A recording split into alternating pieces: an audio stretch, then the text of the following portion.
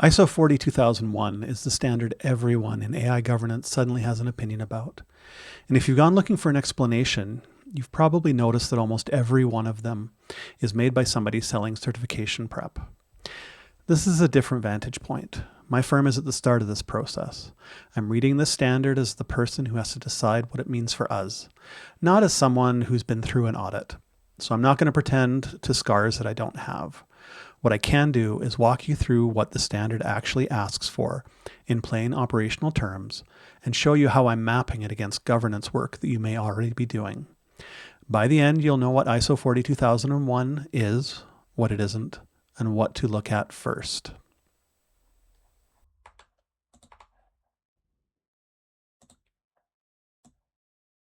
So the one sentence version is this. ISO 42001 is the first certifiable management system standard for artificial intelligence. It was published December 2023, and it works the same way ISO 27001 works for information security. If you've ever been near an ISMS, the shape will feel familiar immediately. So there's two clarifications up front, because they kill most of the common misunderstandings. First, it certifies your organization, not your AI. There's no stamp that says your model is safe or your chatbot is accurate. What gets certified is how you govern, whether you have a working system for deciding what AI you use, assessing its risk, and keeping humans accountable for it. The certificate is about the kitchen, not any single dish. Second, it's a management system, not a technical spec. It won't tell you which model to use or how to test one.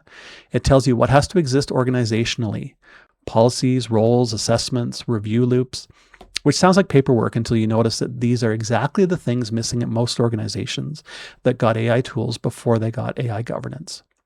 So if you've watched this channel before, you can guess why the standard exists at all. Adoption runs ahead of operations everywhere, all at once. Okay, so structurally, the standard has two halves: the spine, which is clauses 4 through 10, and a menu of controls in an annex. We'll talk about the spine first. Clause 4 through 10 are the standard management system loop, and you can translate each into a plain question. So you've got context. What's your organization's relationship to AI? What do you build? What do you buy? Who's affected? Leadership. Has someone senior actually put their name on this with a policy to point to? Planning. How do you identify and treat AI risks? Support. Do the people running this have resources and competence, and is any of it written down? Operations. Are there assessments and controls actually running day to day? Not designed, running. Performance evaluation. Is anyone measuring whether the system works, and does management review it? Improvement. When something's wrong, does anything change? Read that list again slowly, and it's just the anatomy of a functioning department. That's the honest insight about the management system standards. They're organizational hygiene applied to a specific domain. There's nothing exotic. The exotic part is having all of it in writing at the same time, verifiably. Now, reading it the first time, my reaction wasn't, this is new. It was, we already do most of this. We've just never had to prove it in one place. I suspect that's a common experience for anyone who's running AI governance seriously. All right, inside the planning and operation clauses sits the part I think that matters the most. It's the part that separates 42001 from its older siblings. The standard wants two different assessments, and the difference between them is the point. First is the AI risk assessment, risk to your organization. Data exposure, vendor behavior, wrong outputs, accountability gaps. If you've done structured AI governance, you've seen this one. It's similar to a document I've walked through on a previous video, section by section, and I'll link that one below. Now, the second is the AI impact assessment. This is the newer muscle, not what could go wrong for us. It's what could the system do to the people on the other end of it. The individuals and groups affected by the AI's decisions and outputs. Fairness, transparency, consequences, all for people who never signed your contract, never got to vote on it. Now, most organizations have some version of the first assessment. Very few have the second. A bank deciding loan applications with AI can have a pristine risk register and still be harming applicants in a way no internal risk lens will ever catch, because the applicants aren't inside the frame. The impact assessment forces the frame wider. Now, if you adopt one idea from this standard without ever pursuing the certificate, take this one. All right. So the second half of the standard is Annex A. There's 38 controls grouped under 9 objectives: policies for AI, internal roles and accountability, resources, impact assessments, the AI system lifecycle, data governance, information for interested parties, meaning what you tell the people affected, rules for actually using AI systems, and third-party relationships, which matter more than it sounds because almost nobody builds their own AI. They buy it wrapped in someone else's product. Now, the critical mechanic is that Annex A is a menu, not a checklist. You don't implement all 38 and collect a badge.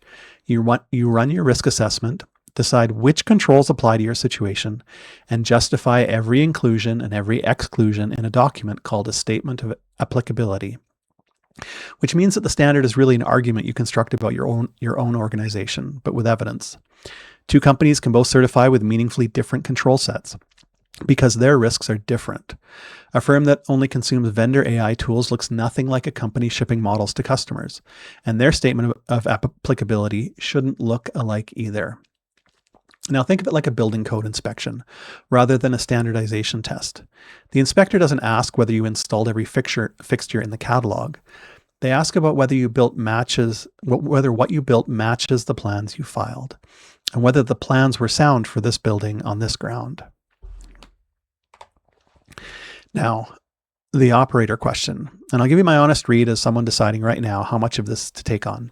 How much of this is real work and how much of it is documentation theater? My test for every requirement is simple. Would this artifact be worth building if no auditor ever existed? Run that test down the standard and most of it passes. An inventory of every AI system in use, you need that anyway. You can't govern what you haven't listed.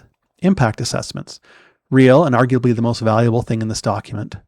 Named accountability for each system's lifecycle. That's just the difference between governance and vibes. Data governance for what feeds your AI is real as well.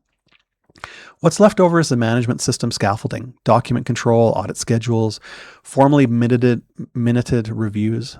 This layer exists mostly to make the real work provable to an outsider. It's not worthless, because provable matters when clients and regulators start asking, but it's the tax, not the purchase. So the rough read from the start line, most of Annex A is work worth doing on its own merits. The certification wrapper is what you buy when you need to demonstrate it to someone else. So what do you actually do first? Here's the sequence. And to be clear about the Vantage one more time, this is the plan we're executing now, not a retrospective. Ask me in a year how it all went. First, inventory. List every AI system in use. Bought, built, embedded inside other products, which is where the surprises live. The spreadsheet nobody wants to build is the foundation for literally everything in the standard. Second, gap map. Take the 9 Annex A objectives and lay out your existing artifacts against them. Your AI policies, your risk assessments, your review processes. If you've been doing AI governance at all, the map won't start empty, and knowing what you already have stops you paying twice for it. Third, decide what you're actually pursuing, certification or just alignment. Certification means auditors, registrars, and the scaffolding layer. It makes sense when clients or regulators will ask for the receipt. Alignment means using the standards of blueprint and skipping the badge. Both are legitimate, but deciding which one before you start determines how much scaffolding you build, so decide early. Notice none of that requires believing that I've got it figured out. We don't yet. That's the point of starting. What the standard gives you on day one isn't a certificate. It's a complete picture of what finished looks like. So, ISO 42001, a management system standard, not a product stamp. A spine of 7 clauses that amount to organizational hygiene for AI. 2 assessments, where the impact assessment is the idea worth stealing even if you never certify. And a menu of 38 controls you select from and defend, rather than a checklist you complete. Whether or not the certificate ever matters to your organization, the standard is the most complete public description we currently have of what grown-up AI looks like. That makes it worth reading, even if you never book an audit.